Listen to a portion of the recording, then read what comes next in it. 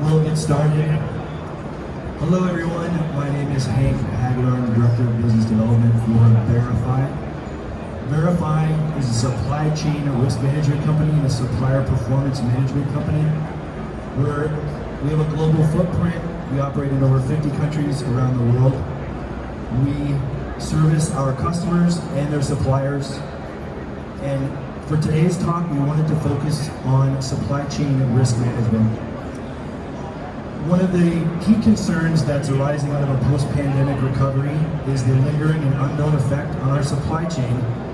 Not just the A&D supply chain, but just about every complex supply chain around the world. A robust supply chain risk management strategy requires comprehensive, multi-tier, and multi-attribute supply chain risk mapping. But where do we as an industry start that process? Where do we begin that engagement? We put together a few topics to discuss, shed light, and hopefully promote supply chain risk engagement across the globe. I'd like to introduce our panel. First, we have Kathleen Boyle. She's the CEO of Verify. Next to Kathleen is Charlie Stevenson. He is the Executive Vice President of Verify, in charge of all of our operations.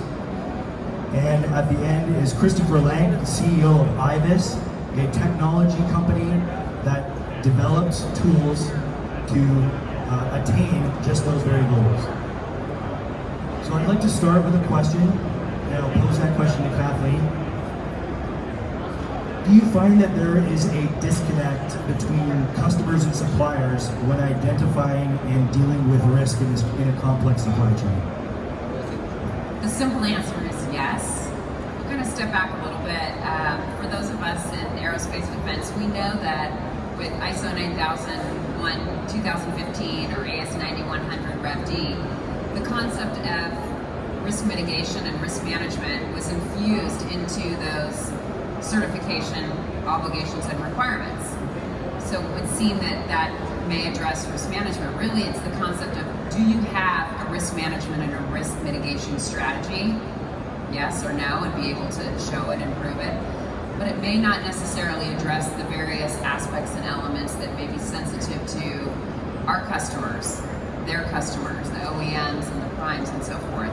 So some folks are more focused on things like business continuity or IT, some may be logistics, some may be looking at workforce or human capital management. There's just so much variability, and there is a lack of a comprehensive understanding as far as what is involved with risk management and what do the suppliers throughout the supply chain, particularly when you're way down in tier 10, 15, and even below that, to meet the customer's expectations and truly manage and mitigate risk. So that way there is a comprehensive strategy to ensure continuity and to reduce that vulnerability. So we can maybe get a little bit deeper, but there's just too much confusion, like so many other things, whether or not it's CMMC or IT strategies, being able to understand what the customers that are looking for and have the supply chain be able to execute and understand in that requirements flow down strategy, particularly relating to supply chain risk. Do you feel that sometimes the supplier's voice doesn't necessarily get heard at the upper tiers? Again, the simple answer would be yes to that, particularly as you go deeper down into the supply chain.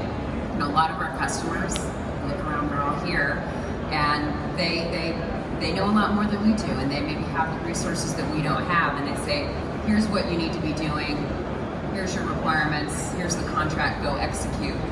But whether or not that's really understood and able to be digested for the suppliers to be able to deliver and to meet those customer expectations, particularly when you don't have the vehicles and the channels to be able to show and to prove what you could be doing or should be doing. So there is a bit of a chasm, and that's where, again, my teammates will be sharing a little bit more about the view and the lens and the approach that we take to looking at supply chain risk management, because as a smaller company, we are visiting 7,000 to 8,000 suppliers throughout the supply chain in 50 plus countries throughout the world on behalf of so many of you that are here. So we understand some of those vulnerabilities, some of those sensitivities throughout the supply chain, not really understanding what could or should be done. and having the tools to be able to assist them in meeting their objectives as well as our shared customer and industry objectives. Awesome, thank you. So this next question I'm going to pose to Charlie, and I'm going to pull on that thread a little bit. Is it realistic to expect, return on investment when engaging in a supply chain risk management strategy, whether that's from customer or supplier perspective? We seem to be starting with a simple yes every time, don't we? I think if you're going to invest in any strategy, whether it be to work with suppliers, educate your suppliers, the automatic assumption is you should be looking for a return on investment. But what is the return on investment? Is it simply your delivery of parts? Is it simply a relationship? Or is it the sustainability and the security of the supply chain for the next 7, 10, 15 years? And I think there's too much, to what you said, Kathleen, there's too much assumption at the customer level that the suppliers are going to be willingly manage the flow downs, or they have the financial stability or whereabouts to meet those flow downs. What we work with the suppliers is really on the education part. We help them perform for our customers, but we also have to take a lot of time to educate them what the expectations are, because there's too many customers out there in this room, around this forum, that don't take the time to invest in their suppliers through education. It's more of a case of we will flow down through a purchase order, we will flow down through the updated policy, but they don't really work with the supply chain. And we see that every day. It's still the good old-fashioned, there's a lot of us here spend time discussing strategy, and ultimately what happens, someone in the procurement department is then said, or asked, please go find the part at the lowest cost, and move on. That is not a strategy, and it is not also a consensus to work with your supply chain. So ultimately there should be a return on investment, but what is that? Is it for your sustainability? Is it for your growth?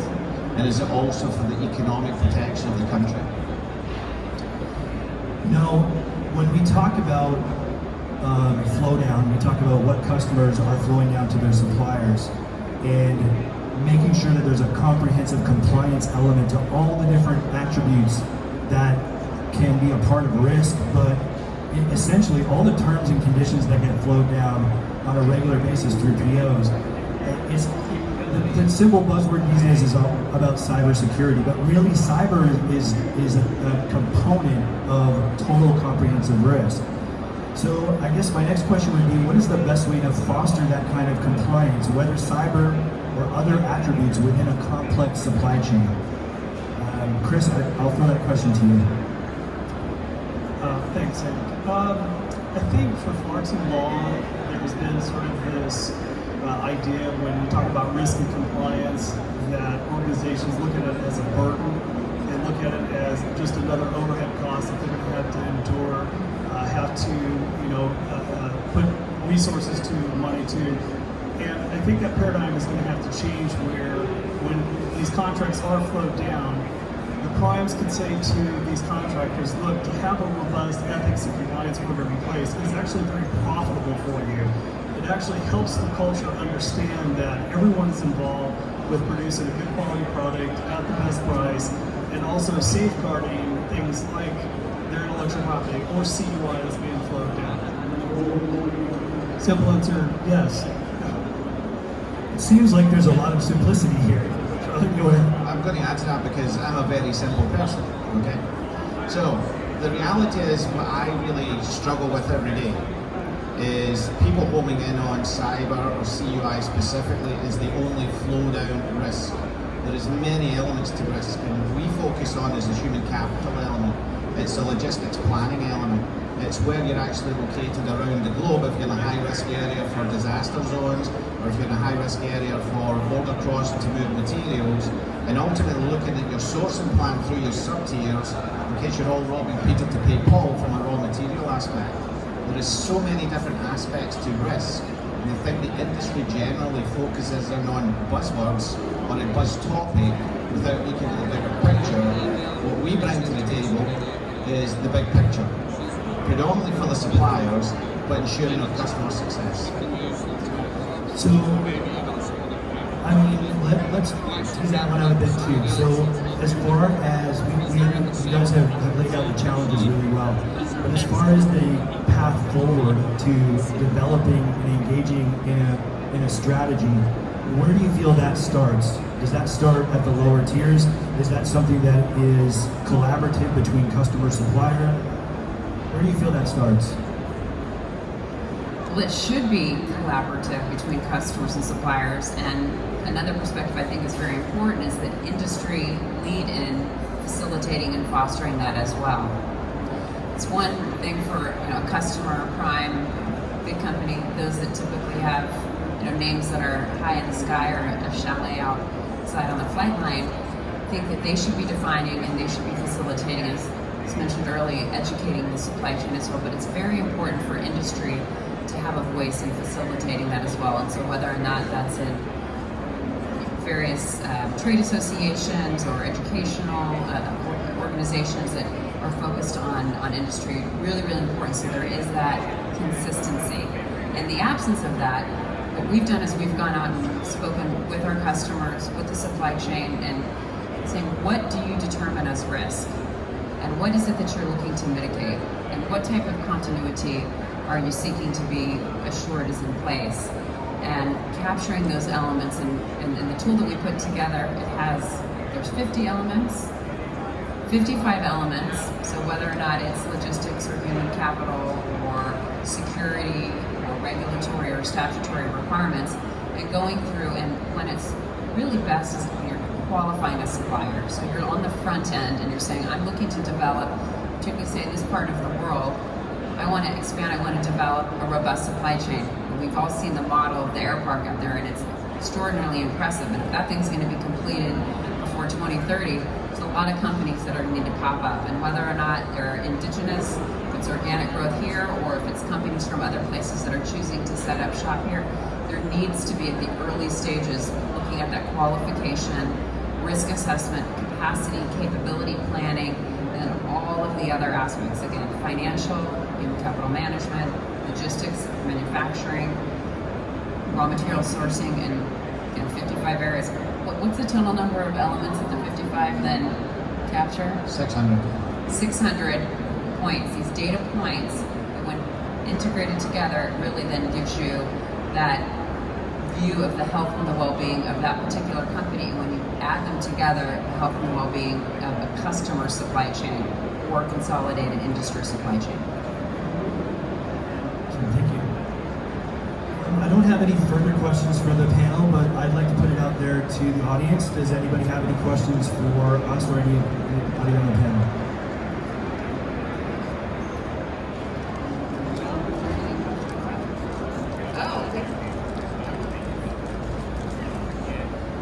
Can you just summarize your offerings to a small business versus a large business and where you kind of tailor your...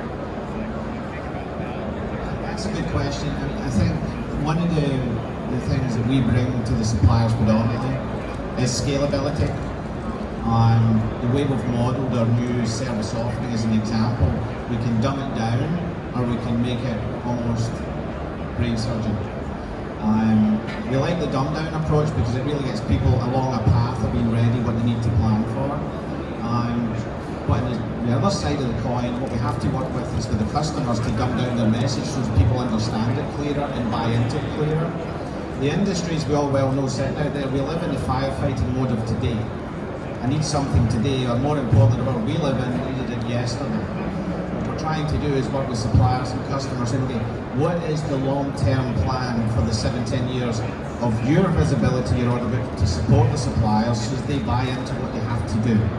Okay. CMMC is another buzz theme that's really important in the industry right now. Too many suppliers, and we've all been to the SMC over the last few years, too many lower tier suppliers did not really comprehend or understand the complexity of the investment required to get there. And then when they realise the path they have to follow, I really don't understand if I can do it. And I think our industry sector is ignoring that disruption in the lower tiers of what is tomorrow. We were on a panel a few weeks ago and I was challenged with supply chain visibility. And we've all heard of supply chain illumination, and I've challenged everyone to find visibility. Are you really looking at 3-5 years down the line? Are you looking at tomorrow or are you looking at yesterday? And the trouble is, most of our customers around this hall are looking at tomorrow and today, and they're not looking at what the suppliers really need or what the support they need to be there in 3 and 5 years. And a big element, and no one knows in the soapbox, the big element is the people. I have a high passion for protecting the people in the industry and protecting the knowledge in the industry. We have a huge brain drain in the industry because of the maturity of a lot of the workforce. We don't at the back end have a good enough scheme to bring in the fresh blood, the fresh minds, to educate them of the demands and the excitement of being in this industry. Everyone turns to medical, everyone turns to computers and IT and all this sort of, I can sit at my desk or sit at home and play on a laptop. The reality is the fun and the designing and the manufacturing of what we do and put it together at the end product to protect the country, to represent the country. I don't think as an industry we're doing a good enough job through the supply chain to get everyone to buy back into it. And just to add before we take a question from Greg in the audience is, we've been in business since 1976, so we've been operating in the supply chain, various aspects. Some people know us from supplier quality or supplier performance management. We really leaned into supply chain risk management more than 2 years ago, before COVID. And I can tell you that for the last 30 years when I've talked about what I do and in the industry that we operate in, particularly in supply chain, people kind of didn't really resonate. Well, in the last 6 months, let me tell you, supply chain, it's not just a buzzword, it's a reality, and it's affected anyone and everyone in all industries. So this isn't unique to aerospace, obviously. But what's different with aerospace than many other industries, when you're talking about high penalty for failure, high cost of product, high variability, high regulation, very complex systems, maybe lower production levels. If you can't get your product, if you can't get your raw material, if you can't get it to where it needs to go, there can be significant consequences. And there isn't an opportunity in a number of cases to just go to an alternate supplier, particularly if there's a sole source situation or there's other intellectual property or security controls in place. So it is critical, and it's something that we think, it's top down and push down. It should be top down. It should be, the bottom should be brought up and supported in industry and other vehicles. Opportunities for people to come together and work together and have it be not just it's this entity's responsibility, or it's this OEM, or it's this government agency. It really should be coming together. And I think what was refreshing for me to hear is that the executive order that came out in February 2021 in the United States from President Biden looking at supply chain risk. And there are a number, we all hear about semiconductors and chips, but aerospace and defense was highlighted in there. Medical, pharmaceutical, aerospace and defense, and a few others. So this is really important. And when we started leaning in before COVID, it was originally the thought when we were rolling out supply chain risk management in March of 2020, very specifically March 11th, 12th, 10th, 11th, and 12th of 2020, was that some of you have been to Speed News, the Commercial Aerospace Suppliers Forum in Los Angeles, and it was about waking up the 737 MAX supply chain. Those were the kind of conversations I had on Monday and Tuesday.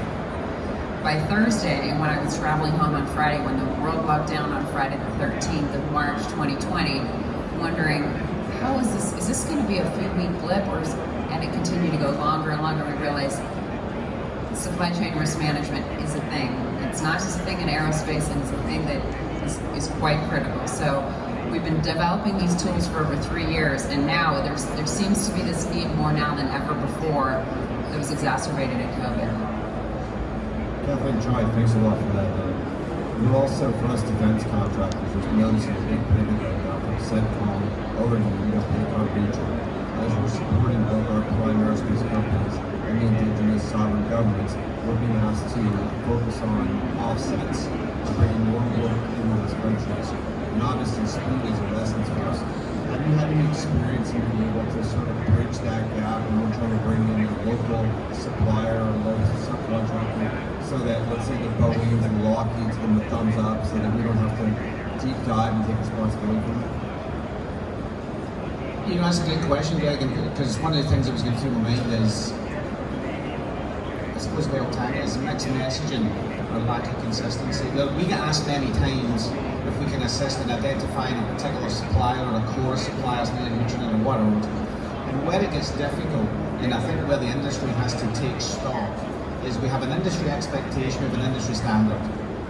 But the customers then add their own specific flavour to the standard. And they invariably then confuse the supplier. So we can tell someone, we know a great supplier in this region, A-class supplier, but we have this another customer who believe that supplier is a D- supplier. So it's too product specific and not supplier specific. So we are now developing where we're trying to focus on saying we have got specific KPIs that's business focused, not component level focused, that you can make a decision based on what we're telling you about this supplier. Okay? In terms of bringing in talent, we're very successful at finding talent, whether it be local talent, if it can be supported, or expat talent, whatever it may be, or deployed talent. I'm really big on trying to get customers to be more general to the standard for the industry, so as we all work together. So if I may, I'll give you one example. We have a supplier in Taiwan where 13 of our major customers that are in this hall today all source product. Okay? We have got 13 separate contracts to go into that very supplier with 13 different very good ways of looking at how they produce product. They're producing product for defence, plain and simple. Okay? So until the industry sort of comes together and lives by what we preach, then we can simplify how we can identify better the suppliers. And ever since 1976, when we began our infancy, our days of infancy, we were looking at reducing the cost of quality, improving quality, but reducing the cost of quality. But now it's expanded greatly. And if there's an opportunity for us to go into one supplier for 13 customers, so that's 13 opportunities to invoice these various customers.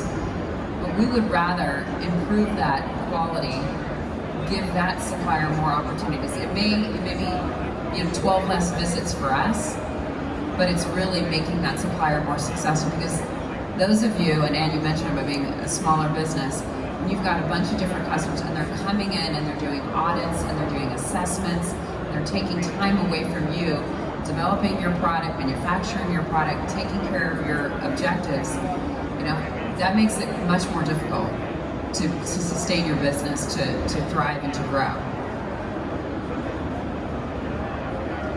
Thank you. Are there any other questions from the audience?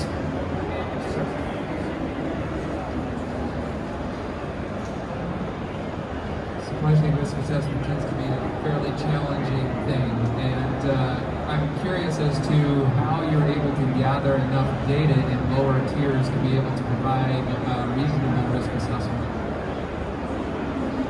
Well, I get asked every day, or challenged every day with AI, the good old artificial intelligence, and some of our industry and some of our customers believe we already live in the world of Star Trek. And that's the way I usually address it. We approach it from a realistic scenario. We've got boots on the ground, eyes and ears, really working locally with the supplier, understanding intimately how they operate, who operates in there, and how they assess their business. Now, our systems are being developed to incorporate AI as that develops. But at the moment, it's a good old-fashioned way of people deployed, on-site, feeding information in. We can develop an API with a model that feeds from the customer straight to the supplier on key aspects, KPIs. So we have the ability to support a level of AI, but the good way right now is so you understand and the true visibility is boots on the ground. That's how we do it. Thank you for that. Are there any other questions from the group?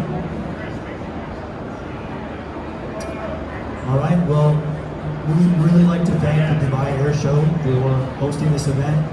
We'd like to thank the AIA, the U.S. Partnership Pavilion. Been very generous, very awesome to us, so we appreciate that. I would like to say we have a booth, 1648.